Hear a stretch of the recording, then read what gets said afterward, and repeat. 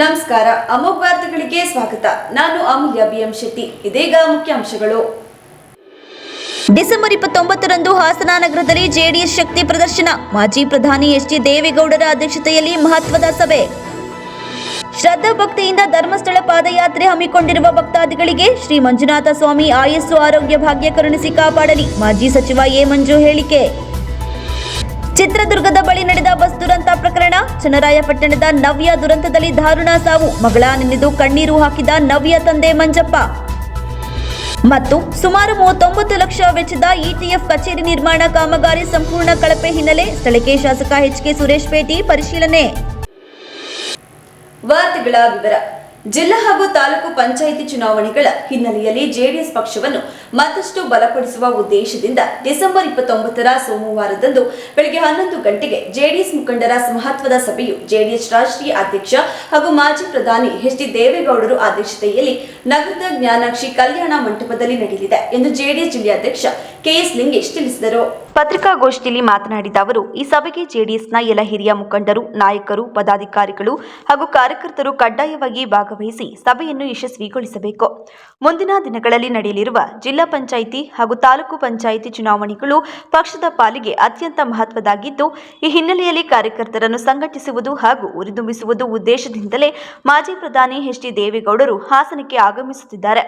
ಹಾಸನ ಜಿಲ್ಲೆ ಜೆಡಿಎಸ್ನ ಭದ್ರಕೋಟೆಯಾಗಿದ್ದು, ಇಲ್ಲಿನ ಕಾರ್ಯಕರ್ತರು ಪಕ್ಷಕ್ಕೆ ನಿಷ್ಠೆಯಿಂದ ದುಡಿಯುತ್ತಿದ್ದಾರೆ. ಮಾಜಿ ಪ್ರಧಾನಿ ಎಚ್.ಡಿ. ದೇವೇಗೌಡರು ಬೆಳೆಸಿದ ಈ ಜಿಲ್ಲೆಯಲ್ಲಿ ಜೆಡಿಎಸ್ಗೆ ಬಲಿಷ್ಠ ನೆಲೆ ಇದೆ ಎಂದು ಹೇಳಿದರು. ಹಾಸನ ನಗರದಲ್ಲಿರುವ ಜ್ಞಾನಾಕ್ಷಿ ಕಲ್ಯಾಣ ಮಂಟಪದಲ್ಲಿ ಹಾಸನ ಜಿಲ್ಲಾ ಜಾತ್ಯತೀತ ಜನತಾದಳ ಕಾರ್ಯಕರ್ತರ ಸಭೆಯನ್ನು ಕರೆಯಲಾಗಿದೆ. ಈ ಒಂದು ಸಭೆಗೆ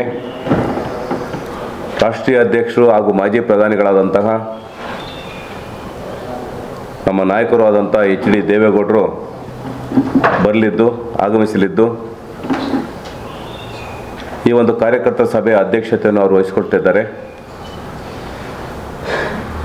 ಈ ಕಾರ್ಯಕ್ರಮದಲ್ಲಿ ಹಾಲಿರ್ತಕ್ಕಂಥ ಎಲ್ಲ ಶಾಸಕರುಗಳು ರೇವಣ್ಣಾದಿಯಾಗಿ, ಜೊತೆಗೆ ಮಾಜಿ ಶಾಸಕರುಗಳು, ನಮ್ಮ ಪಕ್ಷದಿಂದ ಸ್ಪರ್ಧಿಸಿ ಪರಾಜಯಗೊಂಡಂಥ ಅಭ್ಯರ್ಥಿಗಳು, ಜೊತೆಗೆ ಜಿಲ್ಲಾ ಪಂಚಾಯತು, ತಾಲೂಕು ಪಂಚಾಯತು ಅಧ್ಯಕ್ಷಗಳು, ಮಾಜಿ ಅಧ್ಯಕ್ಷಗಳು, ಮಾಜಿ ಉಪಾಧ್ಯಕ್ಷಗಳು, ಮಾಜಿ ಸದಸ್ಯಗಳು, ಜೊತೆಗೆ ಗ್ರಾಮ ಪಂಚಾಯಿತಿ, ಹಾಲು ಉತ್ಪಾದಕರ ಸಂಘದ ಅಧ್ಯಕ್ಷಗಳು, ಅದ್ರ ಜೊತೆಗೆ ನಮ್ಮ DCC ಬ್ಯಾಂಕಿನ ಅಡಿಯಲ್ಲಿರ್ತಕ್ಕಂಥ ಎಲ್ಲ VSSನ ಅಧ್ಯಕ್ಷಗಳು, ಪದಾಧಿಕಾರಿಗಳು, PLD ಬ್ಯಾಂಕು, TAPCMS ಮತ್ತು ಮಾರುಕಟ್ಟೆ ಎಲ್ಲ ನಮ್ಮ ಪಕ್ಷದ ಹುದ್ದೆಯಲ್ಲಿ ಸ್ವೀಕರಿಸಿ ಇಲ್ಲಿವರೆಗೆ ಸೇವೆ ಸಲ್ಲಿಸ್ತಕ್ಕಂಥ ಪ್ರತಿಯೊಬ್ಬರೂ ಸಹ ಈ ಒಂದು ಕಾರ್ಯಕ್ರಮದಲ್ಲಿ ಭಾಗವಹಿಸ್ತಿದ್ದಾರೆ. ವಿಶೇಷವಾಗಿ ನಮಗೆಲ್ಲ ತಿಳಿದಿರುವಂತೆ ಏಪ್ರಿಲ್ ಮೇನಲ್ಲಿ ತಾಲೂಕು ಪಂಚಾಯತಿ, ಜಿಲ್ಲಾ ಪಂಚಾಯತಿ ಚುನಾವಣೆ ಬರ್ತಾ ಇದ್ದಾವೆ. ಅದ್ರ ಜೊತೆಗೆ ಗ್ರಾಮ ಪಂಚಾಯತಿ ಚುನಾವಣೆಯನ್ನು ಸಹ ನಾವು ಎದುರಿಸಬೇಕಾಗಿದೆ.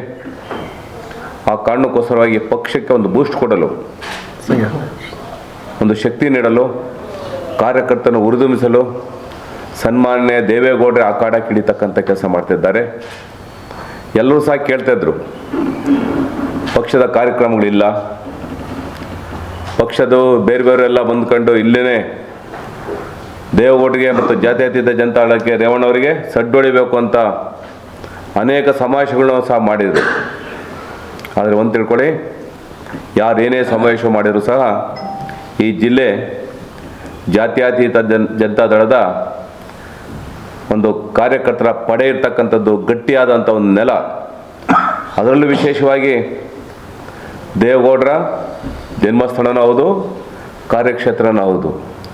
ಇಂಥ ಒಂದು ಇದರಲ್ಲಿ ಯಾರೂ ಸಹ ನಮ್ಮ ಪಕ್ಷಕ್ಕೆ ಸವಾಲು ಒಡ್ಲಿಕ್ಕೆ ಆಗಲ್ಲ. ಆ ರೀತಿ ತೆರನಾಗಿ ನಮ್ಮ ಬೂತ್ ಮಟ್ಟದಿಂದಲೂ ಸಹ ಒಂದು ಕಾರ್ಯಕರ್ತರ ಪಡೆ ಸಿದ್ಧಗೊಳ್ತಾ ಇದೆ. ಅವರೆಲ್ಲರೂ ಸಹ ಉರ್ದುಂಬಿಸಿ ಮತ್ತೆ ಪುನಃ ಜನಮಾನಸದಲ್ಲಿ ನಾವು ಮಾಡಿರ್ತಕ್ಕಂಥ ಕೆಲಸಗಳು, ರೇವಣ್ಣವರು ಈ ತಾಲೂಕಿಗೆ, ಈ ಜಿಲ್ಲೆಗೆ ಕೊಟ್ಟಂಥ ಕಾರ್ಯಗಳು, ಅದ್ರ ಜೊತೆಗೆ ದೇವೇಗೌಡರಿದ್ದಂಥ ಸಂದರ್ಭದಲ್ಲಿ ಅವರು ಪ್ರಧಾನಿಯಾಗಿ, ಮುಖ್ಯಮಂತ್ರಿಯಾಗಿ, ಜೊತೆಗೆ NDA ಜೊತೆ ಮೈತ್ರಿ ಮಾಡಿಕೊಂಡು ಮಾನ್ಯ ಮೋದಿಯವರ ವಿಶ್ವಾಸದೊಂದಿಗೆ ಈ ರಾಜ್ಯಕ್ಕೆ, ಈ ಜಿಲ್ಲೆಗೆ ತಂದಿರತಕ್ಕಂಥ ಕೆಲಸ ಕಾರ್ಯಗಳು ಎಲ್ಲದೂ ಸಹ ಕೈ ಹಿಡಿತವೆ. ಜನರಲ್ಲಿ ಹುಮ್ಮಸ್ಸು ಕಡಿಮೆ ಆಗಿಲ್ಲ. ಅನೇಕ ಜನ ಅನೇಕ ಷಡ್ಯಂತ್ರಗಳನ್ನು ಮಾಡಿ ರೇವಣ್ಣರ ಕುಟುಂಬವನ್ನು ಮುಗಿಸ್ಬೇಕು ಅಂತ ಹೊರಟರು. ಖಂಡಿತ ಸಾಧ್ಯ ಇಲ್ಲ. ಜನಗಳ ಆಶೀರ್ವಾದವಿರೋವರಿಗೂ ಸಹ ನಮ್ಮ ಪಕ್ಷ ಗಟ್ಟಿಯಾಗಿರುತ್ತೆ. ಪತ್ರಿಕಾಗೋಷ್ಠಿಯಲ್ಲಿ ಮಹಾನಗರ ಪಾಲಿಕೆ ಮಾಜಿ ಮೇಯರ್ ಗಿರೀಶ್ ಚನ್ನವೀರಪ್ಪ, ಜೆಡಿಎಸ್ ತಾಲೂಕು ಅಧ್ಯಕ್ಷ ಎಸ್ ದಾವೇಗೌಡ, ಆಲೂರು ತಾಲೂಕು ಅಧ್ಯಕ್ಷ ಮಂಜೇಗೌಡ, ಎಚ್ಡಿಸಿಸಿ ಬ್ಯಾಂಕ್ ಮಾಜಿ ಅಧ್ಯಕ್ಷ ಹೊನ್ನವಳ್ಳಿ ಸತೀಶ್, ಹೊಂಗೇರಿ ರಘು, ಸಮೀರ್ ಇತರರು ಉಪಸ್ಥಿತರಿದ್ದರು.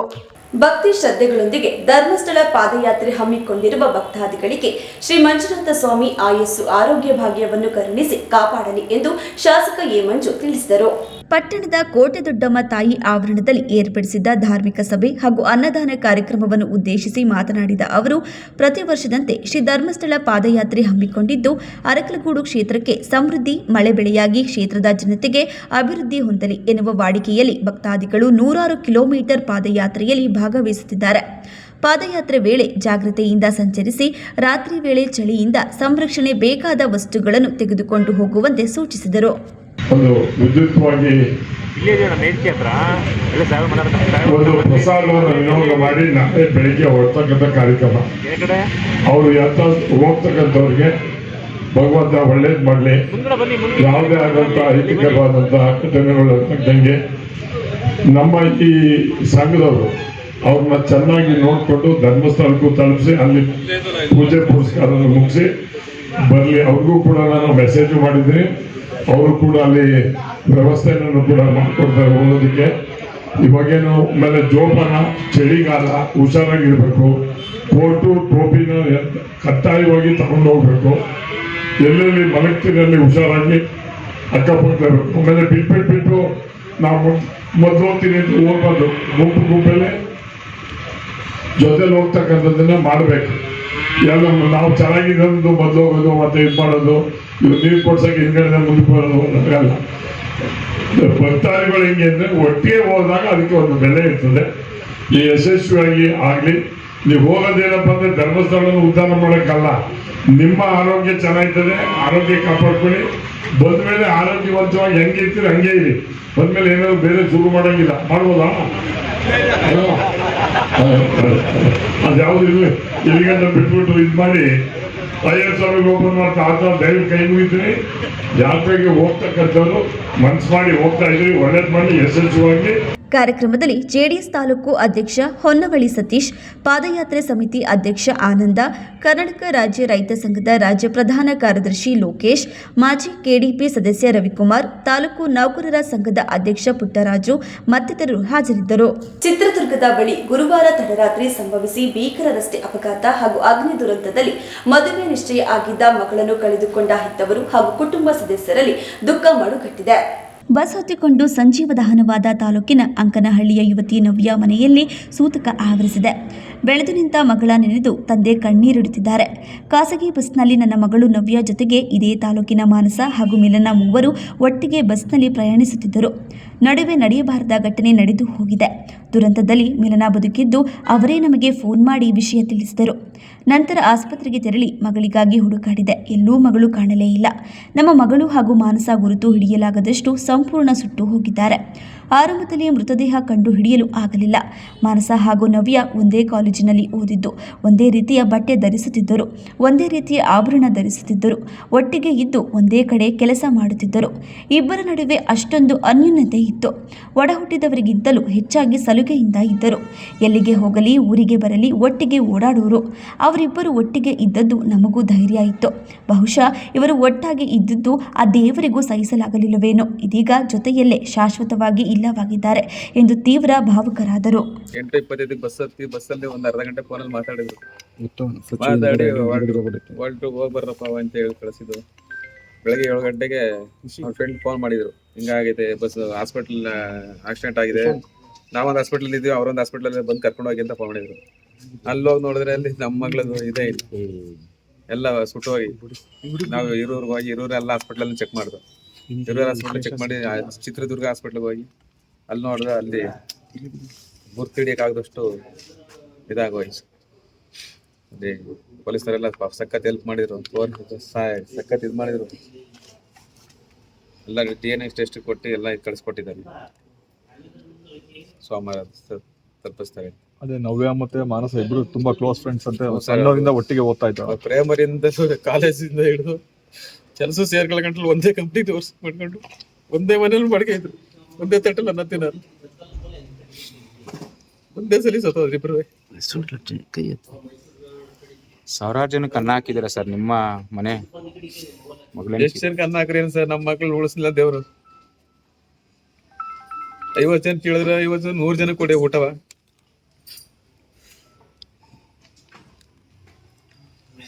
ಹೆಂಗ್ ಗೊತ್ತಾಯ್ತು ಸರ್ ನಿಮಗೆ? ನಮಗೆ ಅದೇ ಅವ್ರ ಫ್ರೆಂಡ್ ಬೆಳಗ್ಗೆ ಫೋನ್ ಮಾಡಿದ್ದು, ಹಿಂಗೆ ಆಕ್ಸಿಡೆಂಟ್ ಆಗಿದೆ ಬಸ್ಸು, ಬನ್ನಿ ಅಂತ, ಚಿತ್ರದುರ್ಗ ಹಿರೋರ್ಗೆ ಬನ್ನಿ ಅಂತ. ಹಿರೋರ್ಗೆ ಹೋದ, ಹಿರೋರಲ್ಲಿ ಆ ಹುಡುಗಿ ಮಾತ್ರ ಇತ್ತು. ಒಂದು ಹುಡುಗಿ 3 ಜನ ಹೋಗಿದ್ರು, ಮಿಲನ, ಮಾನಸ, ನವ್ಯ. ಅದರಲ್ಲಿ ಒಂದು ಹುಡುಗಿ ಬಚಾವು. ಅವಳೇ ಫೋನ್ ಮಾಡಿ ಹೇಳಿದ್ದು, ಬನ್ನಿ ಆಗಿದೆ ಅಂತ. ಬೇರೆ ಹಾಸ್ಪಿಟ್ಲಲ್ಲಿ ಶಿಫ್ಟ್ ಆಗಿದ್ದಾರೆ, ನಾನೊಂದು ಹಾಸ್ಪಿಟ್ಲಲ್ಲಿ ಇದ್ದೀನಿ ಅಂತ. ಅವಳಿಗೆ ಬದುಕಿದ್ದಾಳೆ ಅಂತ ಕಂಡಿದ್ದಾಳೆ ಅವಳು, ಅವಳಿಗೆ ಗೊತ್ತಿಲ್ಲ. ಅಲ್ಲಿ ಹೋದ್ಮೇಲೆ ಗೊತ್ತಾಗಿದ್ದು ನಮಗೆ.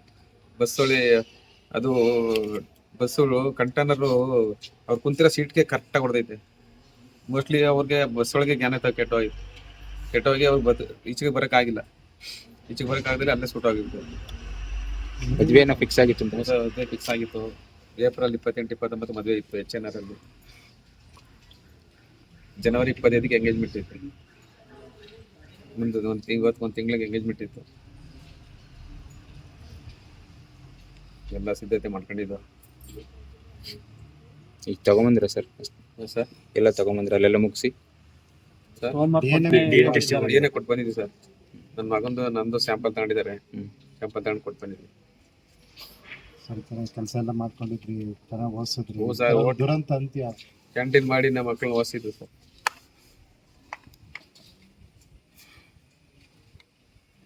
ಬೆಂಗಳೂರು ಎಷ್ಟು ವರ್ಷದಿಂದ ಕೆಲಸ ಮಾಡಿದ್ರು? 2 ವರ್ಷ ಆಯ್ತು ಸರ್. ಎಲ್ಲಿ? ಕಂಪ್ನಿ ಇಬ್ರು ಒಟ್ಟಿಗೆ ಕೆಲಸ ಮಾಡ್ತಾರೆ. ಕಂಪ್ನಿ ಅಲ್ಲ, ಮಾನಸ ಮತ್ತು ನವ್ಯ ಇಬ್ರು ಒಟ್ಟಿಗೆ ಕೆಲಸ ಒಂದೇ ಮಾಡ್ತಾರೆ. ಕಂಪ್ನಿ ಬೇರೆ ಬ್ರಾಂಚು, ಒಂದೇ ಮನೇಲಿ ಇದ್ರು, ವಾಸವಾಗಿದ್ರು. ಇಂಜಿನಿಯರಿಂಗ್. ಇಬ್ರು ಸಾಫ್ಟ್ವೇರ್ ಇಂಜಿನಿಯರ್, BA M.Tech ಮಾಡಿದ್ರು ಮಲ್ನಾಡ್ ಕಾಲೇಜಲ್ಲಿ, ಹಾಸನಲ್ಲಿ. ಬೆಂಗಳೂರಲ್ಲಿ ನಾಗವಾರದಲ್ಲಿ ಮಾನತಾ ಟೆಕ್ ಪಾರ್ಕ್ ಅದು. ಇಬ್ರು ಜೊತೆಲೆ ಓದಿ, ಜೊತೆಲೆ ಸಾವನ್ಕೊಂಡು. ಇಬ್ರು ಜೊತೆಲೆ ಹೋದ್ರು, ಒಂದೇ ತಟ್ಟಲ್ಲಿ ಅನ್ನ ತಿಂದ್ರು, ಒಂದೇ ಇದರಲ್ಲಿ ಸತ್ತೋದ್ರು. ಬೆಕ್ಕೋಡು ಹೋಬಳಿ ಬೊಮ್ಮಡಿಹಳ್ಳಿ ಗ್ರಾಮದ ಬಳಿ ಜಿಲ್ಲಾ ಆನೆ ಕಾರ್ಯಕರ್ತರ ಕಟ್ಟಡ ನಿರ್ಮಾಣ ಮಾಡುತ್ತಿದ್ದು ಅದು ಸಂಪೂರ್ಣ ಕಳಪೆಯಿಂದ ಕೂಡಿದೆ ಎಂದು ಗ್ರಾಮಸ್ಥರು ಹಾಗೂ ರೈತ ಸಂಘ ಸೇರಿದಂತೆ ಇತರರು ಅಸಮಾಧಾನ ವ್ಯಕ್ತಪಡಿಸಿದ ಹಿನ್ನೆಲೆಯಲ್ಲಿ ಸರ್ಕಾರದ ಯೋಜನೆ ಈ ರೀತಿ ಕಳಪೆ ಗುಣಮಟ್ಟ ಆಗಿರುವುದನ್ನು ವಿರೋಧಿಸಿ ಶಾಸಕರು ಭೇಟಿ ನೀಡಿ ಪರಿಶೀಲಿಸಿದರು. ಈ ಬಗ್ಗೆ ಮಾತನಾಡಿದ ಅವರು, ಜಿಲ್ಲಾ ಆನೆ ಕಾರ್ಯಪಡೆ ಯೋಜನೆ ETF ಕಟ್ಟಡವನ್ನು ನಿರ್ಮಾಣ ಮಾಡಲು ಇಲ್ಲಿ ಅರಣ್ಯ ಸಚಿವರಿಂದ ಭೂಮಿ ಪೂಜೆ ಮಾಡಿಸಲಾಗಿತ್ತು. ಆದರೆ ಇಲ್ಲಿ ಗುಣಮಟ್ಟದ ಕಾಮಗಾರಿ ಆಗದೆ ಇರುವ ಹಿನ್ನೆಲೆಯಲ್ಲಿ ಕೂಡಲೇ ಅದನ್ನು ನಿಲ್ಲಿಸಿ ಗುಣಮಟ್ಟದ ಕಾಮಗಾರಿ ಮಾಡುವಂತೆ ಸೂಚಿಸಿದರಲ್ಲದೆ ತಾತ್ಕಾಲಿಕವಾಗಿ ಮಾಡಿದ ಕಾಮಗಾರಿ ತೆರವುಗೊಳಿಸಿ ಸರ್ಕಾರ ನೀಡಿರುವ ಅನುದಾನದಲ್ಲಿ ಗುಣಮಟ್ಟದ ಕಾಮಗಾರಿ ಮಾಡುವುದರ ಜೊತೆಗೆ ಎಲ್ಲ ರೀತಿಯ ಆನೆ ಕಾರ್ಯಪಡೆ ಯೋಜನೆಯ ಅಧಿಕಾರಿಗಳಿಗೆ ಅನುಕೂಲವಾಗುವಂತೆ ನಿರ್ಮಾಣ ಮಾಡಬೇಕು. ಎಲ್ಲರ ಒತ್ತಾಯದಂತೆ ಇಲ್ಲಿ ತಾತ್ಕಾಲಿಕ ಕಟ್ಟಡ ಬೇಕಿಲ್ಲ, ಗುಣಮಟ್ಟದ ಕಾಮಗಾರಿ ಆಗಬೇಕು. ಇದು ತುರ್ತಾಗಿ ಕಾಮಗಾರಿ ಮಾಡಬೇಕು. ಈಗಾಗಲೇ ಸರ್ಕಾರ ಇದಕ್ಕೆ ಅನುದಾನವನ್ನು ಬಿಡುಗಡೆ ಮಾಡಿದೆ ಎಂದು ಹೇಳಿದರು. ಬಿಲ್ಡಿಂಗ್ ಇದೆ. ಇದು ಕಳೆದ ಸುಮಾರು 7-8 ತಿಂಗಳಲ್ಲಿ ಮಾನ್ಯ ಅರಣ್ಯ ಸಚಿವರು ಬಂದು ಗುದ್ಲಿ ಪೂಜೆಯನ್ನು ಮಾಡಿದರು. ತಾವು ಸಹ ಅದಕ್ಕೆಲ್ಲ ಸಾಕ್ಷೀಭೂತರಾಗಿದ್ದರು. ಅದಾದ ನಂತರ ಕಾಮಗಾರಿ ಪ್ರಾರಂಭ ಆದಾಗ ಸ್ಥಳೀಯವಾಗಿ ಕಾಮಗಾರಿ ಕಳಪೆ ಇದೆ ಅಂತಕ್ಕಂಥದ್ದನ್ನು ಸ್ಥಳೀಯ ಎಲ್ಲ ಗ್ರಾಮಸ್ಥರುಗಳು ಬಂದು ಇದನ್ನು ತಡೆಯನ್ನು ಹಿಡಿದಿದ್ರು. ಇದಕ್ಕೆ ಸಂಬಂಧಪಟ್ಟಂಗೆ ನಾನು ಸದನದಲ್ಲಿ ಇದರ ಬಗ್ಗೆ ಚರ್ಚೆಯನ್ನು ಮಾಡಿದ್ದೆ. ಮಾನ್ಯ ಸಚಿವರು ವಿಶ್ವಾಸವನ್ನು ವ್ಯಕ್ತಪಡಿಸಿದರು. ಮಾಡಿರ್ತಕ್ಕಂಥದ್ದನ್ನು ಖಂಡಿತವಾಗ್ಲೂ ಡೆಮಾಲೇಷನ್ ಮಾಡಿ ಅದನ್ನು ಹೊಸದಾಗಿ ಬಿಲ್ಡಿಂಗ್ ಮಾಡ್ತಕ್ಕಂಥ ಕೆಲಸವನ್ನು ಮಾಡ್ತೀವಿ ಅಂತಕ್ಕಂಥದ್ದನ್ನು ಹೇಳಿದರು.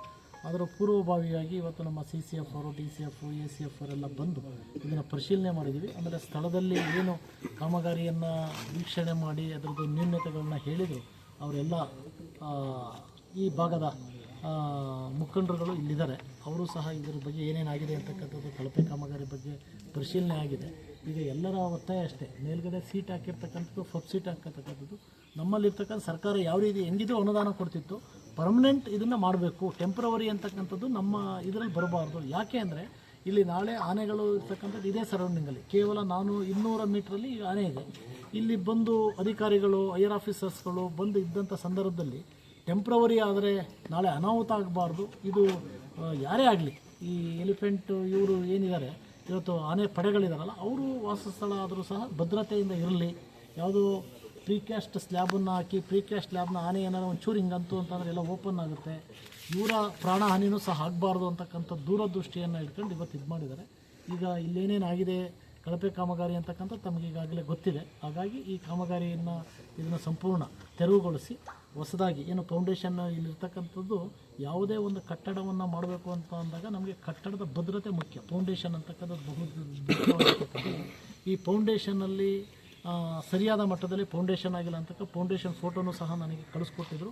ಅದರ ಬಗ್ಗೆ ಹೀಗಾಗಿ ಫೌಂಡೇಶನ್ನ ಸಹ ಹೈಟ್ ಮಾಡೋದ್ರ ಮುಖಾಂತರ ಇದನ್ನು ಏನು ಮಾಡಿದರೆ ಇದನ್ನು ಸಂಪೂರ್ಣ ತೆರವುಗೊಳಿಸಿ ಫೌಂಡೇಶನ್ನ ಹೈಟ್ ಮಾಡಿಕೊಂಡು ಸುಭದ್ರವಾದ ಗೋಡೆಯನ್ನು ಕಟ್ಟಿ ಒಳಗಡೆ ಪಾರ್ಟಿಷನ್ ಬೇಕಾದರೆ 4 ಇಂಚಸ್ ವಾಲ್ನ ಹಾಕ್ಕೊಂಡು, ಈ ಪ್ರೀಕ್ಯಾಸ್ಟಿಂಗ್ ಅಂತಕ್ಕಂಥದ್ದು ಬೇಡ ಅಂತ ಎಸ್ಟಿಮೇಟ್ನ ಚೇಂಜ್ ಮಾಡ್ಕೊಂಡು ಕಳಪೆ ಆಗಿರೋದ್ರಿಂದ ಈಗೇನು ಇದಕ್ಕೇನು 1 ರೂಪಾಯಿನೋ ಯಾವುದೇ ಥರದ ಆರ್ಥಿಕ ಇದು ಆಗಿಲ್ಲ.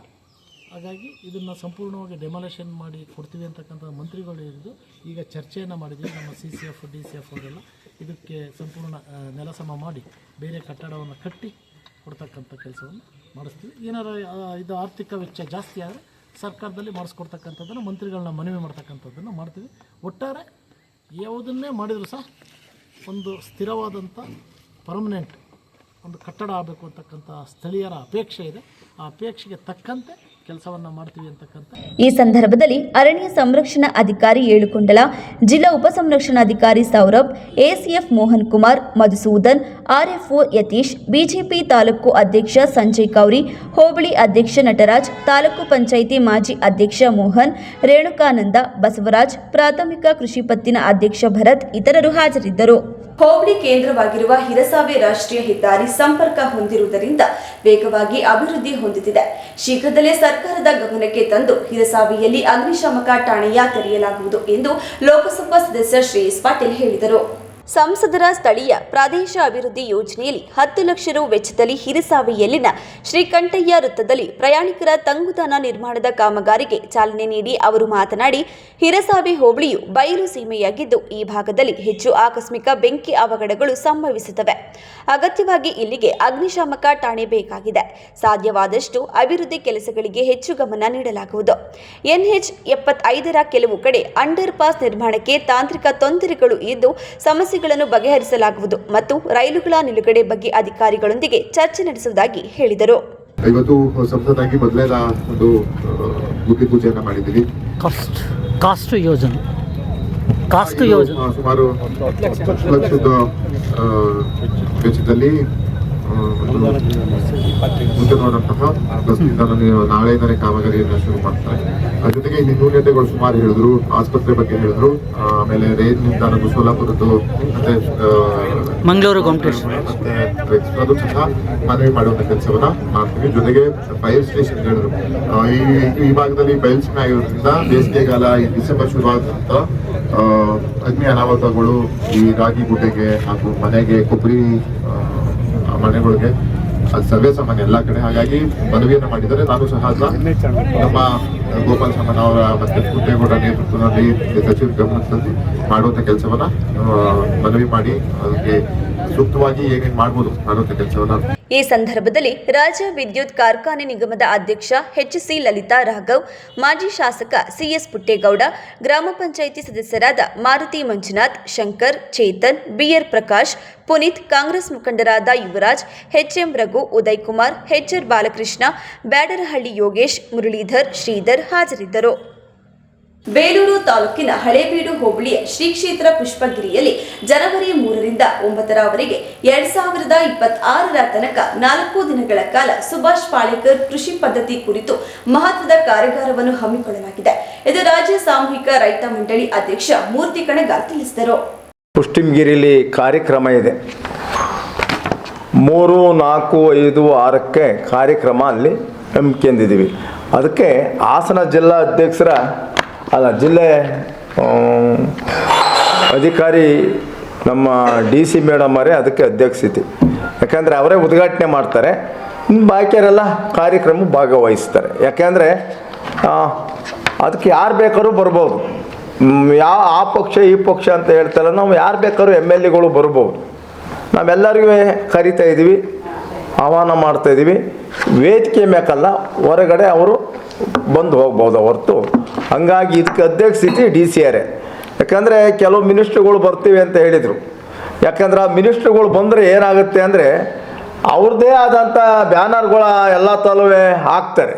ಆ ಬ್ಯಾನರ್ಗಳು ಹಾಕ್ದಾಗ ಏನಾಗುತ್ತೆ ಅಂದರೆ ಅವ್ರಿಗೂ ನಮಗೂ ಅಲ್ಲಿ ಇದೇನಪ್ಪ ಇದು ರೈತ ಸಂಘದ ಕಾರ್ಯಕ್ರಮನ ಇಲ್ಲಿ ಯಾವ್ದಾರ ಪಕ್ಷದ ಅಂತ ಆಗುತ್ತೆ. ಹಂಗಾಗಿಬಿಟ್ಟು ನಾವು ಯಾವ ಮಿನಿಸ್ಟ್ರು ಬೇಡ ಅಂತ ಹೇಳಿದ್ದೀವಿ. ಯಾಕಂದರೆ ಅವ್ರು ಬರೋಕ್ಕೆ ರೆಡಿ ಇದ್ದರು, ನಾವೇ ಬೇಡ ಅಂತ ಹೇಳಿದ್ದೀವಿ. ಯಾಕೆ ಬೇಡ ಅಂತ ಹೇಳಿದ್ದೀವಿ ಅಂದರೆ ಈ ದುರಂತ ನಮ್ಮ ಹಾಸನ ಜಿಲ್ಲೆಯಲ್ಲಿ ಯಾಕೆ ದುರಂತ ಅಂದರೆ ಈಸ್ತಿನವ್ರಿಗೂ ಈ ಮುಖ್ಯಮಂತ್ರಿಗಳಿಗೆ 3 ಪತ್ರ ಕೊಟ್ಟು ಹಾಸನ ಜಿಲ್ಲೆಯಲ್ಲಿ ಇವ್ರು 7 ಜನ MLAನು ಒಗ್ಗೂಟಾಗಿ ಕೆಲಸ ಮಾಡ್ತಾರೆ ಅಂತ ನೋಡಿದ್ವಿ ನಾವು. ಇವ್ರು ಯಾರು ರೈತರ ಬಗ್ಗೆ ಕಳೆ ಇಲ್ಲ. ಮುಖ್ಯಮಂತ್ರಿಗಳು ನಂಜುಂಡಸ್ವಾಮಿಯವ್ರ ಹೆಸರು ಹೇಳಿಕೆ ಬರ್ತಾರೆ ಹೊರತು ನಾನು ರೈತ ಸಂಘದವರು, ನಾನು ನಂಜುಂಡಸ್ವಾಮಿ ಶಿಷ್ಯ ಅಂತ ಹೇಳ್ತಾರೆ ಹೊರತು ಅವ್ರ ಶಿಷ್ಯ ಆಗಿ ಇವತ್ತು ನಮ್ಮ ಹೋರಾಟಕ್ಕೆ ಇದು ಕೊಡಲಿಲ್ಲ. ಯಾಕಂದರೆ ಇವತ್ತು ನಾವೇನೋ ಒಂದು ಬೆಳೆ ಸುಳಿ ರೋಗ, ಆಮೇಲೆ ರೈತರು ಜೋಳ ಖರೀದಿ ಇದ್ರ ಬಗ್ಗೆ ನಾವು ಲೆಟ್ರ್ ಕೊಟ್ಟರು, 3 ಸತಿ ಕೊಟ್ಟರು ಮುಖ್ಯಮಂತ್ರಿಗಳು ಆಯಿತು ನೋಡ್ತೀನಿ ಅನ್ನೋದು ಬಿಟ್ಟರೆ, ಜಿಲ್ಲಾಧಿಕಾರಿಗಳಿಗೆ ಅದು ನೋಡ್ರಿ ಅನ್ನೋದು ಬಿಟ್ಟರೆ ನಮ್ಮನ್ನು ಕಡೆಗಾಣಿಸಿದ್ದಾರೆ. ಹಂಗಾಗಿ ನಾವು ಯಾರನ್ನು ನಂಬೋದು ಯಾರನ್ನು ಬಿಡೋದು, ಹಂಗಾಗಿ ನಾವು ತಿರಸ್ಕಾರ ಮಾಡಿದ್ದೀವಿ. ಈಗ ರಾಜಕಾರಣಿಗಳು ನಾವು ಕರೀಲೇಬಾರ್ದು ರೈತ ಸಂಘಕ್ಕೆ. ಯಾಕಂದ್ರೆ ಅವ್ರವ್ರ ಪಕ್ಷದ ಚಿಹ್ನೆಯಲ್ಲಿ ಅವ್ರು ಹೋರಾಟ ಮಾಡಲಿ. ಎಲ್ಲರೂ 3 ಪಕ್ಷದವರು ಶಾಲೆ ಹಾಕ್ತಾರೆ. ಇದ್ರೊಳಗೆ ಹೋರಾಟಗಾರರು ಯಾರು ಅನ್ನೋದೇ ರಾಜ್ಯದಲ್ಲಿ ಗೊತ್ತಾಗ್ತಾ ಇಲ್ಲ. ನಿಜವಾಗಿ ರೈತ ಸಂಘ ಯಾವುದು, ಕಾಂಗ್ರೆಸ್ ಯಾವುದು, BJP ಯಾವುದು, ದಳ ಯಾವುದು ಅನ್ನೋದೇ ನಮ್ಗೆ ಅರ್ಥ ಆಗ್ತಾ ಇಲ್ಲ. ಎಲ್ಲರೂ ಕಳ್ಳರೇ ಆಗಿ ಹೋಗಿದ್ದಾರೆ. ಅವರೆಲ್ಲ ಮನಸ್ಸು ಮಾಡಿದರೆ ರೈತರಿಗೆ ನ್ಯಾಯ ಕೊಡಿಸೋದೇ ಭಾರಿ ದೂರ ಇಲ್ಲ. ಹಂಗಾಗಿ ಇವತ್ತು ಈ ಕಾರ್ಯಕ್ರಮ ನಾವು ಭಾರಿ ಅದ್ಭುತವಾಗಿ ಮಾಡ್ತಾ ಇದ್ದೀವಿ. ಪತ್ರಿಕಾಗೋಷ್ಠಿಯಲ್ಲಿ ರಾಜ್ಯ ಸಾಮೂಹಿಕ ರೈತ ಮಂಡಳಿಯ ಮಂಜು ಬಿಟ್ಟಗೌಡನಹಳ್ಳಿ, ಮರ್ಕುಲಿ ಪ್ರಕಾಶ್ ಬಿಟ್ಟಗೌಡನಹಳ್ಳಿ, ಸುರೇಶ್ ರಾಜಣ್ಣ ಸೇರಿದಂತೆ ಇತರರು ಉಪಸ್ಥಿತರಿದ್ದರು. ಇದೀಗ ಜಾಹೀರಾತು. ಹಾಸನದ ಕೆಆರ್ಪುರಂನಲ್ಲಿ ನೂತನವಾಗಿ ಪ್ರಾರಂಭವಾಗಿರುವ ಸುನಂದ ಸೂಪರ್ ಸ್ಪೆಷಾಲಿಟಿ ಕಣ್ಣಿನ ಆಸ್ಪತ್ರೆಯಲ್ಲಿ ನಿಮ್ಮ ಕಣ್ಣಿನ ಎಲ್ಲ ಸಮಸ್ಯೆಗಳಿಗೆ ಸೂಕ್ತ ಚಿಕಿತ್ಸೆಗಳು ಲಭ್ಯವಿರುತ್ತವೆ. ಪ್ರತಿದಿನ ನುರಿತ ತಜ್ಞರಾದಂಥ doctor Chiranth IM phaco surgeon, doctor Sumanth IM retina surgeon, doctor Madhumita M phaco surgeon ನಿಮ್ಮ ಸೇವೆಗೆ ಲಭ್ಯವಿರುತ್ತಾರೆ. ನಮ್ಮ ಆಸ್ಪತ್ರೆಯ ವಿಶೇಷತೆಗಳು: state of art operation theatre, injection ರಹಿತ ನೋವಿಲ್ಲದ ಶಸ್ತ್ರಚಿಕಿತ್ಸೆ, ಕ್ಯಾಟರಾಕ್ಟ್ ಶಸ್ತ್ರಚಿಕಿತ್ಸೆಗೆ ಅತ್ಯಾಧುನಿಕ ಆರ್ಟ್ಲಿ ಫೇಕೋ ಮೆಷಿನ್, ಅಂತಾರಾಷ್ಟ್ರೀಯ ಮಟ್ಟದ ಲೆನ್ಸಸ್ ಬಳಕೆ, ನುರಿತ ವೈದ್ಯರ ತಂಡದಿಂದ ರೆಟಿನಾ ತೊಂದರೆಗಳಿಗೆ ಚಿಕಿತ್ಸೆ, ಗ್ಲೋಕೋಮಾ ಸಮಸ್ಯೆಗೆ ಚಿಕಿತ್ಸೆ, ಬಾಲ್ಯದ ಕಣ್ಣಿನ ಸಮಸ್ಯೆಗಳಿಗೆ ಚಿಕಿತ್ಸೆ. ನಮ್ಮಲ್ಲಿ ಅತ್ಯಾಧುನಿಕ OCT machine, laser machine, vitrectomy machine ಹಾಗೂ ಇತರೆ ಕಣ್ಣಿನ ಸಮಸ್ಯೆಗಳಿಗೆ ಬೇಕಾಗುವ ಮೆಷಿನ್ಗಳು ಲಭ್ಯವಿರುತ್ತವೆ. ಹೆಸರಾಂತ ಕಂಪನಿಯ ಉತ್ತಮ ಗುಣಮಟ್ಟದ ಕನ್ನಡಕಗಳು ರಿಯಾಯಿತಿ ದರದಲ್ಲಿ ದೊರೆಯುತ್ತವೆ. ನಮ್ಮಲ್ಲಿ ಮುಖ್ಯವಾಗಿ ಯಶಸ್ವಿನಿ ಕಾರ್ಡ್, ಧರ್ಮಸ್ಥಳ ಸಂಘದ ಕಾರ್ಡ್ಗಳ ವಿಮಾ ಸೌಲಭ್ಯ ಹಾಗೂ ಇತರೆ ಖಾಸಗಿ ಕಂಪನಿಗಳ ವಿಮಾ ಸೌಲಭ್ಯಗಳು ದೊರೆಯುತ್ತವೆ. ಭಾನುವಾರ ಹೊರತುಪಡಿಸಿ ಪ್ರತಿದಿನ ಸೋಮವಾರದಿಂದ ಶನಿವಾರದವರೆಗೆ ಬೆಳಗ್ಗೆ 10 ರಿಂದ ಸಂಜೆ 8 ಗಂಟೆವರೆಗೆ ವೈದ್ಯರು ಸಮಾಲೋಚನೆಗೆ ಲಭ್ಯವಿರುತ್ತಾರೆ. ಹೆಚ್ಚಿನ ಮಾಹಿತಿಗಾಗಿ ಸಂಪರ್ಕಿಸಿ. ಹಾಸನದ ನಮ್ಮ ವಿಳಾಸ HAR ಆರ್ಕೇಡ್ 4ನೇ ಕ್ರಾಸ್, ಸಂಪಿಗೆ ರಸ್ತೆ, ಕೆಆರ್ಪುರಂ, ಹಾಸನ. Phone number 9036033343, 9353737288. ತಿಪಟೂರಿನಲ್ಲಿ ಕಳೆದ 3 ವರ್ಷಗಳಿಂದ ಸುನಂದ ಕಣ್ಣಿನ ಆಸ್ಪತ್ರೆ ಕಾರ್ಯನಿರ್ವಹಿಸುತ್ತಿದ್ದು ರೋಗಿಗಳ ಮೆಚ್ಚುಗೆ ಗಳಿಸಿದೆ ಎಂದು ತಿಳಿಸಲು ಆಶಿಸುತ್ತೇವೆ. ತಿಪಟೂರಿನ ನಮ್ಮ ವಿಳಾಸ NH 206, ಹಾಸನ್ ಸರ್ಕಲ್ ಹತ್ತಿರ ಇಂಡಿಯನ್ ಆಯಿಲ್ ಪೆಟ್ರೋಲ್ ಬಂಕ್ ಪಕ್ಕ, ತಿಪಟೂರು. ಫೋನ್ ನಂಬರ್ಸ್ 8310505620 ಮತ್ತು 08023901908. ಸಕಲೇಶಪುರದಲ್ಲಿ ಸುನಂದ ಸೂಪರ್ ಸ್ಪೆಷಾಲಿಟಿ ಕಣ್ಣಿನ ಆಸ್ಪತ್ರೆಯ ವಿಷನ್ ಸೆಂಟರ್ ತೆರೆಯಲಾಗಿದ್ದು ಸೋಮವಾರ ಮತ್ತು ಗುರುವಾರ ನೇತ್ರ ತಜ್ಞರು ಸಮಾಲೋಚನೆಗೆ ಲಭ್ಯವಿರುತ್ತಾರೆ. ಸಕಲೇಶಪುರದ ನಮ್ಮ ವಿಳಾಸ Srinivasa nursing home, 2nd floor, BM road, Sakleshpur. Phone number 7975318630. Damro Christmas and New Year sale is back with fabulous offers. Celebrate the season of joy with our exclusive living room and office furniture collections. Explore the all-new Christmas and New Year range at your nearest Damro showroom. Visit today and bring home happiness with Damro.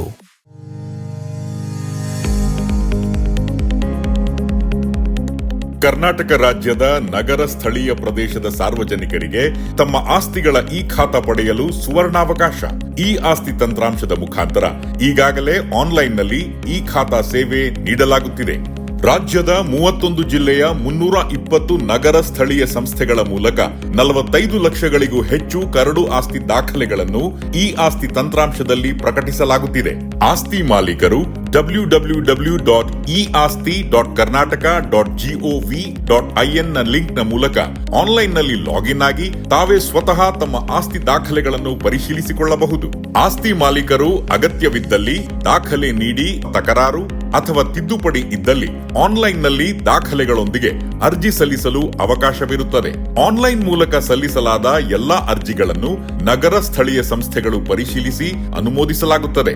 ಆಸ್ತಿ ಮಾಲೀಕರು ಕಚೇರಿಗೆ ಭೇಟಿ ನೀಡದೆ ಆನ್ಲೈನ್ನಲ್ಲಿ ಶುಲ್ಕ ಪಾವತಿಸಿ ದಾಖಲೆಗಳನ್ನು ನೇರವಾಗಿ ಡೌನ್ಲೋಡ್ ಮಾಡಿಕೊಳ್ಳಬಹುದು. ಆಧಾರ್, ಇಕೆವೈಸಿ, ಕಾವೇರಿ ಮತ್ತು ಎಸ್ಕಾಂ ತಂತ್ರಾಂಶಗಳೊಂದಿಗೆ ಆಸ್ತಿ ತಂತ್ರಾಂಶವನ್ನು ಸಂಯೋಜಿಸಿ ಅಭಿವೃದ್ಧಿಪಡಿಸಲಾಗಿದ್ದು, ಆಸ್ತಿ ದಾಖಲೆಗಳ ಅಧಿಕೃತ ಮಾಹಿತಿಯೊಂದಿಗೆ ತಾಳೆ ಮಾಡಿ ನೈಜತೆ ದೃಢೀಕರಿಸಿ ಖಾತಾ ನೀಡಲಾಗುತ್ತಿದೆ. ರಾಜ್ಯದ ಎಲ್ಲಾ ನಗರ ಸ್ಥಳೀಯ ಸಂಸ್ಥೆಗಳ ವ್ಯಾಪ್ತಿಯಲ್ಲಿನ ಆಸ್ತಿಗಳನ್ನು ಸುರಕ್ಷಿತಗೊಳಿಸುವುದು, ನಾಗರಿಕರಿಗೆ ತಮ್ಮ ಆಸ್ತಿ ದಾಖಲೆಗಳ ಭದ್ರತೆಯನ್ನು ಖಚಿತಪಡಿಸುವುದು ಸರ್ಕಾರದ ಪ್ರಮುಖ ಆದ್ಯತೆಯಾಗಿದೆ. ಸಾರ್ವಜನಿಕರ ಹಿತದೃಷ್ಟಿಯಿಂದ ಹೆಚ್ಚಿನ ಆಸ್ತಿಗಳನ್ನು ಸರ್ಕಾರಿ ದಾಖಲೆಗಳ ವ್ಯಾಪ್ತಿಗೆ ತರುವ ಉದ್ದೇಶದಿಂದ ಖಾತಾ ಲೋಕಾರ್ಪಣೆ ಮಾಡಿ ಸಾರ್ವಜನಿಕರಿಗೆ ಸುಲಭವಾಗಿ ಖಾತಾ ನೀಡುವುದು ಅಭಿಯಾನದ ಉದ್ದೇಶವಾಗಿರುತ್ತದೆ. ಹೆಚ್ಚಿನ ಮಾಹಿತಿಗಾಗಿ ಸಂಪರ್ಕಿಸಿ www.easti.karnataka.gov.in ಅಥವಾ ಸಹಾಯವಾಣಿ 7259585959 ಅಂದರೆ 7259585959.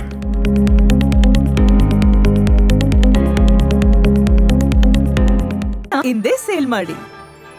ಸೇಲ್ ಯುವರ್ ಗೋಲ್ಡ್, ನಿಮ್ಮ ಚಿನ್ನವನ್ನು ಹಿಂದೆ ಸೇಲ್ ಮಾಡಿ. Sale your gold,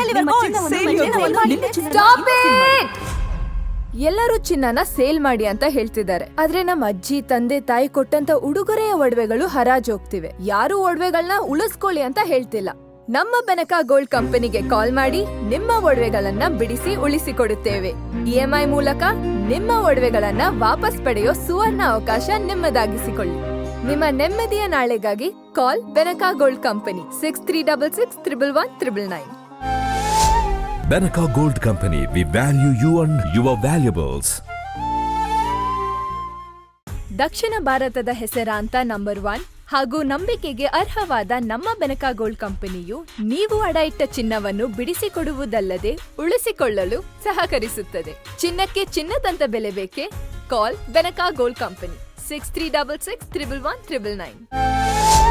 Benaka Gold Company, we value you and your valuables.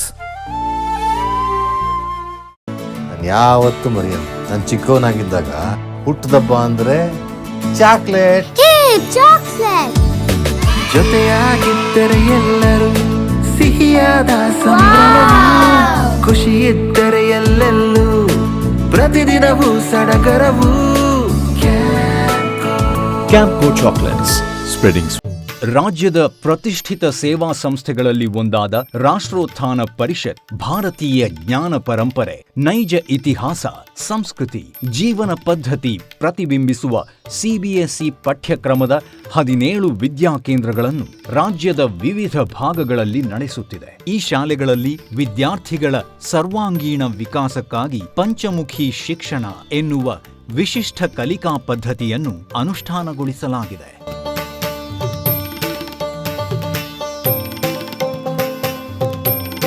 ಹಾಸನದಲ್ಲಿ ಕಾರ್ಯನಿರ್ವಹಿಸುತ್ತಿರುವ ರಾಷ್ಟ್ರೋತ್ಥಾನ ವಿದ್ಯಾಕೇಂದ್ರವು ಗುಣಮಟ್ಟದ ಶಿಕ್ಷಣವನ್ನು ವಿದ್ಯಾರ್ಥಿಗಳಿಗೆ ಖಾತರಿಪಡಿಸುತ್ತದೆ. ಬನ್ನಿ, ನಿಮ್ಮ ಮಗುವನ್ನು ಹಾಸನದ ರಾಷ್ಟ್ರೋತ್ಥಾನ ವಿದ್ಯಾ ಕೇಂದ್ರದಲ್ಲಿ ನೋಂದಾಯಿಸಿ. ಭಾರತೀಯತೆಯ ಸ್ಪರ್ಶದೊಂದಿಗೆ ಗುಣಮಟ್ಟದ ಶಿಕ್ಷಣವನ್ನು ಪಡೆಯುವ ಅವಕಾಶವನ್ನು ನಿಮ್ಮ ಮಗುವಿಗೆ ಕಲ್ಪಿಸಿ. ನೋಂದಣಿ ಪ್ರಕ್ರಿಯೆ ಪ್ರಾರಂಭವಾಗಿದೆ. ಗೋಮತಿ ಕಲ್ಯಾಣ ಮಂಟಪ 14 ವಸಂತಗಳನ್ನು ಪೂರೈಸಿ 15ನೇ ವರ್ಷಕ್ಕೆ ಪಾದಾರ್ಪಣೆ ಮಾಡುತ್ತಿರುವ ನಮ್ಮ ಗೋಮತಿ ಕಲ್ಯಾಣ ಮಂಟಪವನ್ನ ಹೊಚ್ಚ ಹೊಸ ರೂಪದಲ್ಲಿ ನಿಮ್ಮ ಮುಂದೆ ಪ್ರಸ್ತುತಪಡಿಸುತ್ತಿದ್ದೇವೆ. ಅತ್ಯಾಧುನಿಕವಾಗಿ ನವೀಕರಣಗೊಂಡ ಕಲ್ಯಾಣ ಮಂಟಪದಲ್ಲಿ 1200 ಜನರು ಕೂರಬಹುದಾದಂತಹ ಬ್ಯಾಂಕ್ವೆಟ್ ಹಾಲ್ ಹಾಗೂ 700 ಜನರು ಊಟ ಮಾಡಬಹುದಾದ ಡೈನಿಂಗ್ ಹಾಲ್ ಇದ್ದು, ಮದುವೆ, ಬೀಗರ ಔತಣ, ನಾಮಕರಣ ಮತ್ತು ಎಲ್ಲ ಶುಭ ಸಮಾರಂಭಗಳಿಗೆ ಸಸ್ಯಾಹಾರಿ ಮತ್ತು ಮಾಂಸಾಹಾರಿ ಔತಣಗಳಿಗೆ ಹಾಲ್ ಅನ್ನ ನೀಡಲಾಗುತ್ತದೆ. 4 ಎಕರೆಗೂ ಅಧಿಕ ಜಾಗದಲ್ಲಿ ವಾಹನಗಳಿಗೆ ಉತ್ತಮವಾದ ಪಾರ್ಕಿಂಗ್ ವ್ಯವಸ್ಥೆ ಸಹ ಲಭ್ಯವಿದೆ. ನಿಮ್ಮ ಕುಟುಂಬದ ಸುಂದರ ಕಾರ್ಯಕ್ರಮಗಳನ್ನ ಅತ್ಯುತ್ತಮ ಕ್ಷಣಗಳನ್ನಾಗಿ ಮಾರ್ಪಾಡಾಗಿಸಲು ಒಂದು ಒಳ್ಳೆಯ ಜಾಗ, ಅದುವೇ ನಮ್ಮ ಗೋಮತಿ ಕಲ್ಯಾಣ ಮಂಟಪ. ಗೋಮತಿ ಕಲ್ಯಾಣ ಮಂಟಪ, ಕೋಟ್, ಹೊಸ ಬಸ್ ನಿಲ್ದಾಣದ ಹತ್ತಿರ, ಚನ್ನಪಟ್ಟಣ ಬಡಾವಣೆ, ಹೊಳೆನರಸೀಪುರ ರಸ್ತೆ, ಹಾಸನ. ಬುಕಿಂಗ್ ಹಾಗೂ ಹೆಚ್ಚಿನ ಮಾಹಿತಿಗಾಗಿ ಸಂಪರ್ಕಿಸಿ 9484272261 ಮತ್ತು 8970568666. ಮತ್ತೊಮ್ಮೆ ಅಮೋಘ ವಾರ್ತೆಗಳಿಗೆ ಸ್ವಾಗತ.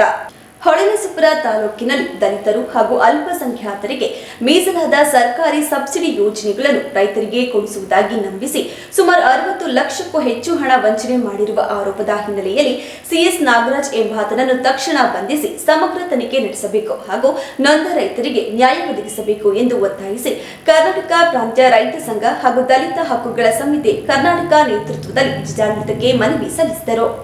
ಇದೇ ವೇಳೆ ಕೆಪಿಆರ್ಎಸ್ ಜಿಲ್ಲಾಧ್ಯಕ್ಷ ಎಚ್ ನವೀನ್ ಕುಮಾರ್ ಮಾಧ್ಯಮದೊಂದಿಗೆ ಮಾತನಾಡಿ, ಹಳೇಕೋಟೆ ಹೋಬಳಿಯ ಜಾಕೇನಹಳ್ಳಿ ಕಟ್ಟೆ ಗ್ರಾಮದ ನಿವಾಸಿ CS Nagaraj tractor, rotavator, Ganga Kalyana ಯೋಜನೆಯಡಿ ಕೊಳವೆಬಾವಿ, ದರಖಾಸ್ತು ಜಮೀನು, ಗುಂಪು ಹಾಗೂ ವೈಯಕ್ತಿಕ ಸಾಲ, ಕೊಟ್ಟಿಗೆ ನಿರ್ಮಾಣ ಸಾಲ ಸೇರಿದಂತೆ ಹಲವು ಸೌಲಭ್ಯಗಳನ್ನು ಸಬ್ಸಿಡಿ ರೂಪದಲ್ಲಿ ಕೊಡಿಸಲಾಗುವುದಾಗಿ ರೈತರನ್ನು ನಂಬಿಸಿದ್ದಾನೆ. ನೈಜ ಫಲಾನುಭವಿಗಳಿಗೆ ಮೋಸ ಮಾಡಿ ರೈತರಿಂದ ಹಣ ವಂಚನೆ ಮಾಡಿದ್ದಾನೆ. ಈ ಸಂಬಂಧ ಹೊಳೆನರಸೀಪುರ ನಗರ ಮತ್ತು ಗ್ರಾಮಾಂತರ ಪೊಲೀಸ್ ಠಾಣೆಗಳಲ್ಲಿ 4 ದೂರುಗಳು ದಾಖಲಾಗಿದ್ದು ಎಫ್ಐಆರ್ಗಳು ಆಗಿವೆ. ದಲಿತರ ಹೆಸರಿನಲ್ಲಿರುವ ಯೋಜನೆಗಳನ್ನು ದುರುಪಯೋಗಪಡಿಸಿಕೊಂಡಿರುವುದರಿಂದ SC/ST ದೌರ್ಜನ್ಯ ತಡೆ ಕಾಯ್ದೆಯಡಿ ಪ್ರಕರಣ ದಾಖಲಿಸಿ ಬಂಧಿಸಬೇಕು ಎಂದು ಹೇಳಿದರು. ಹೊಳೆನರಸೀಪುರ ತಾಲೂಕಲ್ಲಿ ಸಿಎಸ್ ನಾಗರಾಜ್ ಅಂತಕ್ಕಂಥ ಒಬ್ಬ ವ್ಯಕ್ತಿ ಕರ್ನಾಟಕ ರಾಜ್ಯ ಸರ್ಕಾರ ಅಲ್ಪಸಂಖ್ಯಾತರು ಮತ್ತು ದಲಿತರಿಗೆ ಕೊಡ್ತಾ ಇರತಕ್ಕಂಥ ಸಬ್ಸಿಡಿಯ ಹಿನ್ನೆಲೆಯಲ್ಲಿ ಕೊಡ್ತಾ ಇರುವ ಹಲವು ಮೆಟೀರಿಯಲ್ಸ್ಗಳನ್ನು ರೈತರಿಗೆ ನಾನು ಅತ್ಯಂತ ಕಡಿಮೆ ದರದಲ್ಲಿ ಕೊಡ್ತೀನಿ ಅಂತೇಳಿ ಲಕ್ಷಾಂತರ ರೂಪಾಯಿಗಳನ್ನು ಮೋಸ ಮಾಡಿದ್ದಾನೆ. ಉದಾಹರಣೆ, ಟ್ರ್ಯಾಕ್ಟರ್ಗಳು ಮತ್ತು ಕಾರ್ಗಳು, ರೋಟ್ರಿವೇಟರ್ಗಳು ಹಾಗೂ ಗಂಗಾ ಕಲ್ಯಾಣ ಅಡಿಯಲ್ಲಿ ಬಾವಿಗಳು, ಇವೆಲ್ಲವೂ ಕೂಡ ದಲಿತರು ಮತ್ತು ಅಲ್ಪಸಂಖ್ಯಾತರಿಗೆ ಅಂತೇಳಿ ರಾಜ್ಯ ಸರ್ಕಾರ ಕೊಡ್ತಕ್ಕಂಥ ಯೋಜನೆಗಳು. ಇವುಗಳನ್ನು ನಾವು ರೈತರಿಗೆ ಅತ್ಯಂತ ಕಡಿಮೆ ದರದಲ್ಲಿ ಕೊಡ್ತೀನಿ ಅಂತೇಳಿ ಲಕ್ಷಾಂತರ ರೂಪಾಯಿ ಮೋಸ ಮಾಡಿದ್ದಾರೆ. ಸರಿಸುಮಾರು ನಮಗೆ ಸಿಕ್ಕಿರೋ ಲೆಕ್ಕದ ಪ್ರಕಾರ 60 ಲಕ್ಷಕ್ಕೂ ಹೆಚ್ಚು ಹಣವನ್ನು ರೈತರಿಂದ ಇವನು ವಸೂಲಿ ಮಾಡಿದ್ದಾನೆ. ಎರಡನೇದು, ಈ ವಿಷಯಕ್ಕೆ ಸಂಬಂಧಪಟ್ಟಂತೆ ಈಗಾಗಲೇ 4 FIRಗಳು ದಾಖಲಾಗಿದ್ದಾವೆ ಹೊಳೆನರಸೀಪುರದ ವಿವಿಧ ಪೊಲೀಸ್ ಠಾಣೆಗಳಲ್ಲಿ. ಆದರೆ ಪೊಲೀಸ್ನವರು ಇದಕ್ಕೆ ಸಂಬಂಧಪಟ್ಟಂತೆ ಯಾವ ಕ್ರಮವನ್ನು ಕೈಗೊಂಡಿಲ್ಲ. ಕರ್ನಾಟಕ ಪ್ರಾಂತ ರೈತ ಸಂಘ ಮತ್ತು ದಲಿತ ಹಕ್ಕುಗಳ ಸಮಿತಿ ಈ ಪ್ರತಿಭಟನೆ ಮಾಡೋದ್ರ ಮೂಲಕ ಒಂದು, ಅವನನ್ನು ನಾಗರಾಜನನ್ನು ಯಾರು ರೈತರಿಗೆ ಮೋಸ ಮಾಡಿದ್ದಾನೆ ಮತ್ತು ದಲಿತರ ಹೆಸರಿನಲ್ಲಿ ಮೋಸ ಮಾಡಿದ್ದಾನೆ ಅವನಿಗೆ SC/ST ಕಾಯ್ದೆ ಅಡಿಯಲ್ಲಿ ಅವನನ್ನು ಕೂಡಲೇ ಬಂಧನ ಮಾಡಬೇಕು ಮತ್ತು ಇಡೀ ಪ್ರಕರಣವನ್ನು ನ್ಯಾಯಾಂಗ ತನಿಖೆಗೆ ಒಳಪಡಿಸಬೇಕು. ಯಾರು ಮೋಸ ಹೋಗಿದ್ದಾರೆ ಅವರಿಗೆ ಸಂಪೂರ್ಣವಾಗಿ ಹಣವನ್ನು ವಾಪಸ್ ಕೊಡೋಕ್ಕೆ ಸಾಧ್ಯ ಆಗಬೇಕು. ಅವನು ಅವ್ರ ಅಪ್ಪ ಅಮ್ಮ ರಾಜಕಾರಣಿಗಳು ಅನ್ನೋ ಹೆಸರುಗಳನ್ನು ಹೇಳ್ಕೊಂಡು, ತಹಸೀಲ್ದಾರ್ಗಳ ಹೆಸರುಗಳನ್ನ ಹೇಳ್ಕೊಂಡು ಇದನ್ನು ದುರುಪಯೋಗ ಪಡಿಸ್ಕೊಂಡಿದ್ದಾನೆ. ಹಾಗಾಗಿ ಇದೆಲ್ಲವನ್ನು ತನಿಖೆ ಮಾಡಿ ಅನ್ಯಾಯಕ್ಕೊಳಗಾಗಿರ್ತಕ್ಕಂಥ ರೈತರಿಗೆ ನ್ಯಾಯ ತಲುಪಿಸಬೇಕು ಮತ್ತು ದಲಿತರ ಹೆಸರಿನಲ್ಲಿ ಈ ಯೋಜನೆಗಳನ್ನು ದುರುಪಯೋಗ ಪಡಿಸ್ಕೊಂಡಿರೋದ್ರಿಂದ ಅವನ ಮೇಲೆ ಸೂಕ್ತ ಕಾನೂನು ಕ್ರಮವನ್ನು ಕೈಗೊಳ್ಳಬೇಕು ಅಂತೇಳಿ ಈ ಮೂಲಕ ನಾವು ಆಗ್ರಹವನ್ನು ಪಡಿಸ್ತಾ ಇದ್ದೀವಿ. ಈ ಸಂದರ್ಭದಲ್ಲಿ ಕರ್ನಾಟಕ ಪ್ರಾಂತ ರೈತ ಸಂಘದ ಜಿಲ್ಲಾಧ್ಯಕ್ಷ ಎಚ್ ನವೀನ್ ಕುಮಾರ್, ದಲಿತ ಹಕ್ಕುಗಳ ಸಮಿತಿ ಸಂಚಾಲಕ MG ಪೃಥ್ವಿ, ದಲಿತ ಮುಖಂಡ ರಾಜಶೇಖರ್ ಹುಲಿಕಲ್, CITU ಮುಖಂಡರಾದ ಅರವಿಂದ್, ಶೈಲಜಾ, ವೀಣಾ, SIFI ಮುಖಂಡ ರಮೇಶ್ ಹಾಗೂ ನೊಂದ ರೈತರಾದ ಮಧು PS, ಗೋಪಾಲಕೃಷ್ಣ, ಶ್ರುತಿ, ಲೋಕೇಶ್ ಇತರರು ಹಾಜರಿದ್ದರು. 2025ರ ಡಿಸೆಂಬರ್ 28, 29 ಮತ್ತು 30ರಂದು ಯಾದಗಿರಿಯಲ್ಲಿ ನಡೆಯಲಿರುವ 5ನೇ ವೈಜ್ಞಾನಿಕ ಸಮ್ಮೇಳನಕ್ಕೆ ಹಾಸನ ಜಿಲ್ಲೆಯಿಂದ 2 ಗಣ್ಯರು ವಿವಿಧ ಪ್ರಶಸ್ತಿಗಳಿಗೆ ಆಯ್ಕೆಯಾಗಿದ್ದಾರೆ. ಖ್ಯಾತ ಹಿರಿಯ ವಕೀಲರು, ರಂಗಭೂಮಿ ಕಲಾವಿದರು ಹಾಗೂ ಸಮಾಜ ಸೇವಕರಾದ ಕೆವಿ ಯೋಗೇಶ್ ಅವರು ಹೆಚ್ಚಿನ ಪ್ರಶಸ್ತಿಗೆ ಆಯ್ಕೆಯಾಗಿದ್ದು, ಹೀಮ್ ಸಂಸ್ಥೆಯ ಎನ್ಎಸ್ಎಸ್ ಅಧಿಕಾರಿಗಳು ಹಾಗೂ ಶೈಕ್ಷಣಿಕ ಕ್ಷೇತ್ರದ ಸಾಧನೆಗಾಗಿ ನಿಚಿತಾ ಕುಮಾರಿ ಅವರು ಚೈತನ್ಯಶ್ರೀ ಪ್ರಶಸ್ತಿಗೆ ಭಾಜನರಾಗಿದ್ದಾರೆ. ಈ ಹಿನ್ನೆಲೆಯಲ್ಲಿ ಕರ್ನಾಟಕ ರಾಜ್ಯ ವೈಜ್ಞಾನಿಕ ಸಂಶೋಧನಾ ಪರಿಷತ್ತು ಜಿಲ್ಲಾ ಘಟಕ ವತಿಯಿಂದ ನಗರದಲ್ಲಿ ಗೌರವ ಸಮರ್ಪಣೆ ಹಾಗೂ ಅಧಿಕೃತ ಆಹ್ವಾನ ಕಾರ್ಯಕ್ರಮವನ್ನು ಆಯೋಜಿಸಲಾಯಿತು. ಜಿಲ್ಲಾ ಘಟಕದ ಅಧ್ಯಕ್ಷ ರವಿ ನಾಕಲಗೂಡು ಅವರು ನೇತೃತ್ವದಲ್ಲಿ ಪರಿಷತ್ತಿನ ನಿರ್ದೇಶಕರಾದ ರಾಣಿ ವಿಎಸ್ ಹಾಗೂ ಜಿಲ್ಲಾ ಘಟಕದ ಪದಾಧಿಕಾರಿಗಳಾದ ಕುಮಾರ್ ಜಿ, ಕತ್ತಿಮಲೇನಹಳ್ಳಿ ಪರಮೇಶ್, ಕಲಹಳ್ಳಿ ಹರೀಶ್, ದಂತ ವೈದ್ಯ ಕಾವ್ಯಜಿ ಸೇರಿದಂತೆ ಇತರರು ಪ್ರಶಸ್ತಿ ಪುರಸ್ಕೃತರ ನಿವಾಸಕ್ಕೆ ಭೇಟಿ ನೀಡಿ ಕುಟುಂಬ ವರ್ಗದವರ ಸಮ್ಮುಖದಲ್ಲಿ ಅಭಿನಂದಿಸಿ ಗೌರವಿಸಿದರು.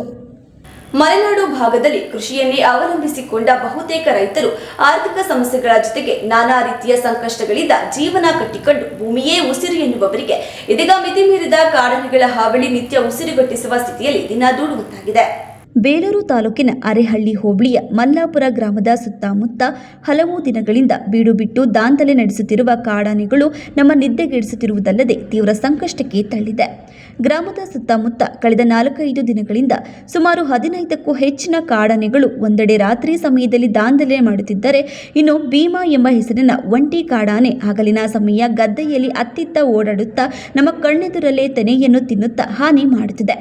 ಸುಮಾರು 15 ಎಕರೆ ಗದ್ದೆಯಲ್ಲಿ ಬೆಳೆದಿದ್ದ ಭತ್ತದ ಪೈರನ್ನು ತಿಂದು ತುಳಿದು ಬಂಜರು ಭೂಮಿಯನ್ನಾಗಿಸಿದೆ.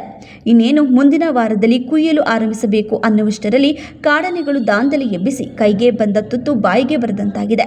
ನಮ್ಮ ಮುಂದಿನ ಭವಿಷ್ಯವೇನು ಎಂಬುದೇ ನಮಗೆ ದಿಕ್ಕು ತೋಚುತ್ತಿಲ್ಲ ಎಂದು ರೈತರು ಕಣ್ಣೀರು ಇಡುತ್ತಿದ್ದಾರೆ. ಆಗ್ಬಿಟ್ಟಿದೆ ಅಂತಂದರೆ ಗದ್ದೆಲ್ಲ ಆನೆ ಲೂಟಿ ಹೊಡೆದು ಬಿಟ್ಟಿದ್ದಾವೆ. ಏನು ಅಂದರೆ ಏನು ಉಳಿಸಿಲ್ಲ. ಆ ಹುಲ್ಲು ಬರೀ ತೆರೆ ಹುಲ್ಲು ತುಣಿದು ಬದ ಎಲ್ಲ ಹಾಳು ಮಾಡಿ ಕೂಡಿಸ್ಬಿಟ್ಟಿದ್ದಾರೆ. ನಾವು ಇದನ್ನೇ ನೆಚ್ಕೊಂಡಿರೋದು. ಮುಂದಕ್ಕೆ ಹೇಗೆ ಮಾಡೋದು, ಏನು ಕತೆ, ಜೀವನ ಹೇಗೆ ನಡೆಸೋದು ಒಂದೂ ಅರ್ಥ ಆಗ್ತಾ ಇಲ್ಲ. ಈ ನಮ್ಮದು ಒಬ್ಬದೇ ಅಂತಲ್ಲ, ಇಲ್ಲಿ ನೋಡಿ ನೋಡಿ ಇಡೀ 12 ಎಕರೆ ಇದೆ. ಇಲ್ಲಿ ನೋಡಿ, ಅಲ್ಲಿ ನೋಡಿ, ಮುದ್ದಕ್ಕೂ ಇಡೀ ಒಂದು 10-15 ಎಕರೆ ಬೌಂಡ್ರಿನೇ ಹಂಗೆ ಮಾಡಿಬಿಟ್ಟಿದ್ದಾವೆ. ಕೊನೆಯಲ್ಲಿ ಮತ್ತೊಮ್ಮೆ ಮುಖ್ಯಾಂಶಗಳು. ಡಿಸೆಂಬರ್ 29ರಂದು ಹಾಸನ ನಗರದಲ್ಲಿ ಜೆಡಿಎಸ್ ಶಕ್ತಿ ಪ್ರದರ್ಶನ. ಮಾಜಿ ಪ್ರಧಾನಿ ಎಚ್.ಡಿ. ದೇವೇಗೌಡರ ಅಧ್ಯಕ್ಷತೆಯಲ್ಲಿ ಮಹತ್ವದ ಸಭೆ. ಶ್ರದ್ಧಾ ಭಕ್ತಿಯಿಂದ ಧರ್ಮಸ್ಥಳ ಪಾದಯಾತ್ರೆ ಹಮ್ಮಿಕೊಂಡಿರುವ ಭಕ್ತಾದಿಗಳಿಗೆ ಶ್ರೀ ಮಂಜುನಾಥ ಸ್ವಾಮಿ ಆಯಸ್ಸು ಆರೋಗ್ಯ ಭಾಗ್ಯ ಕರುಣಿಸಿ ಕಾಪಾಡಲಿ. ಮಾಜಿ ಸಚಿವ ಎ. ಮಂಜು ಹೇಳಿಕೆ. ಚಿತ್ರದುರ್ಗದ ಬಳಿ ನಡೆದ ಬಸ್ ದುರಂತ ಪ್ರಕರಣ. ಚನ್ನರಾಯಪಟ್ಟಣದ ನವ್ಯ ದುರಂತದಲ್ಲಿ ದಾರುಣ ಸಾವು. ಮಗಳ ನೆನೆದು ಕಣ್ಣೀರು ಹಾಕಿದ ನವ್ಯ ತಂದೆ ಮಂಜಪ್ಪ. ಮತ್ತು ಸುಮಾರು 39 ಲಕ್ಷ ವೆಚ್ಚದ ಇಟಿಎಫ್ ಕಚೇರಿ ನಿರ್ಮಾಣ ಕಾಮಗಾರಿ ಸಂಪೂರ್ಣ ಕಳಪೆ ಹಿನ್ನೆಲೆ. ಸ್ಥಳಕ್ಕೆ ಶಾಸಕ ಎಚ್.ಕೆ. ಸುರೇಶ್ ಭೇಟಿ ಪರಿಶೀಲನೆ. ಮುಂದಿನ ವಾರ್ತಾ ಸಂಚಿಕೆಯೊಂದಿಗೆ ಮತ್ತೆ ಭೇಟಿಯಾಗೋಣ. ವಂದನೆಗಳು.